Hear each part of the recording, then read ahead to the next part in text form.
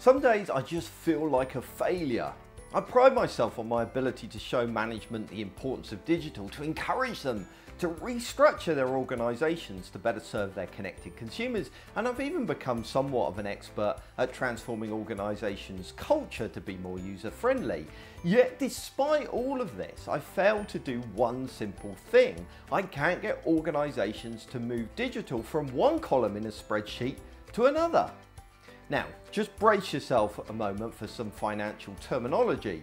But when it comes to business, there are two basic types of costs.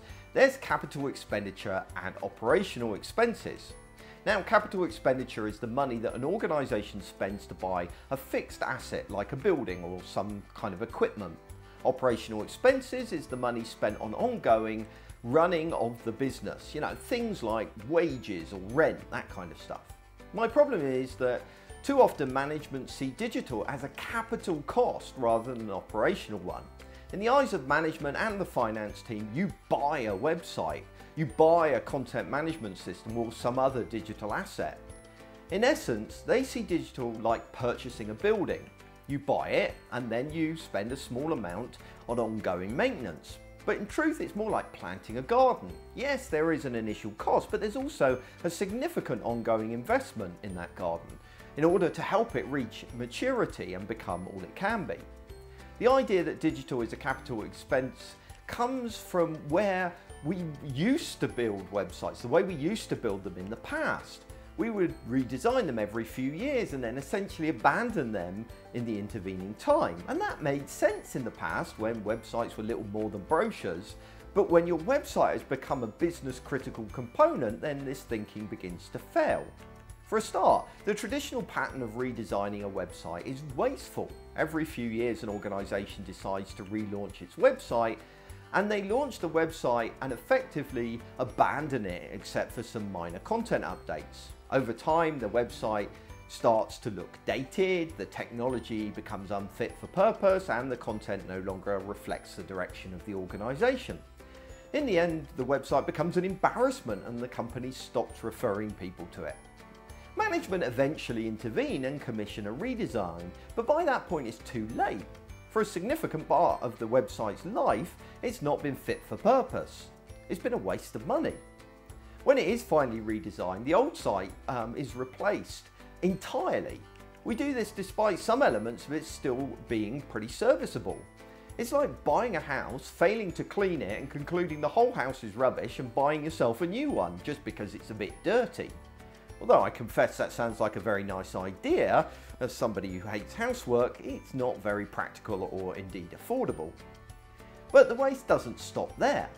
We build features into our websites with no idea of whether they're needed or not. This is because we only understand what users actually want from the website after we've launched it. No amount of research replaces seeing real users interacting with a real website. And that means we only understand whether we've done the right thing or not once the website is launched. Unfortunately, this is exactly the same moment that the money dries up because digital is seen as a capital expense. The site goes live and everybody just walks away from the project. Now, as digital professionals, we know this isn't a good idea. We understand that users, that we don't really understand users until we've launched the website.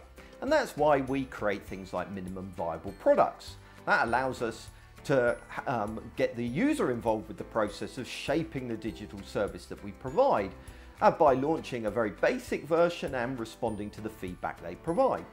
But when management see digital as a capital expense, then this suddenly becomes impossible. Capital expenditure turns our digital service into a project rather than an ongoing investment. And projects need fixed budgets, and that means a fixed specification. Specifications that are at best guesswork of what the user wants. At worst, they're just a list of things that the company would like to build.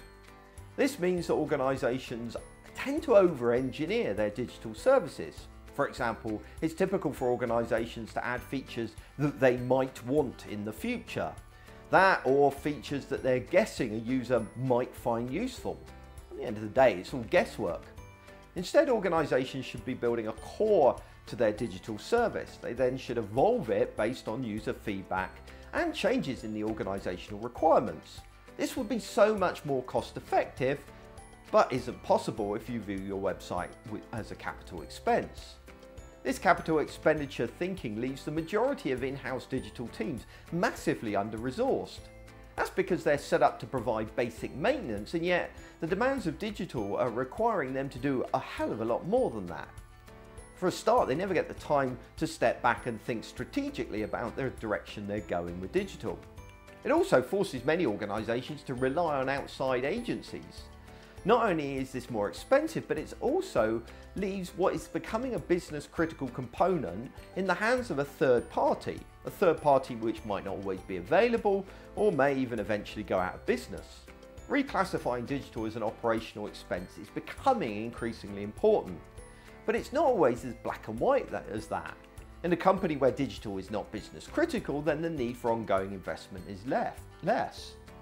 But often it's becoming critical, and yet management don't seem to realise this and are still treating it as a capital expense. My problem is I don't seem to be able to convince management that they've reached that tipping point from one to the other. Hell, I don't even be able to convince them that their current thinking is wrong. So I'm turning to you. How would you go about overcoming this problem? How do you word things in such a way that convince management that actually digital is an operational expense? Is this even an issue that you have in your organisation? Essentially, I'd love some feedback and help with this, and I ask that if you've got a few moments, you post your thoughts in the comments.